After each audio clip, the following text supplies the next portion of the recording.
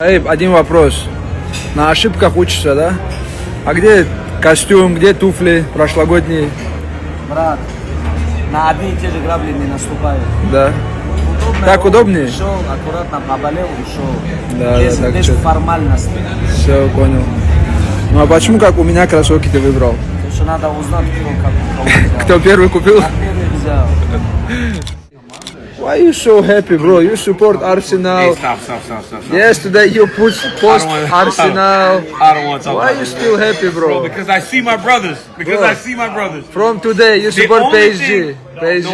No, I don't. Arsenal. The only thing make me happy now is because I see you, my brother. I was very sad. Thank you for Sad? making me better. Okay. Yes, thank you. Next year, bro. Next year.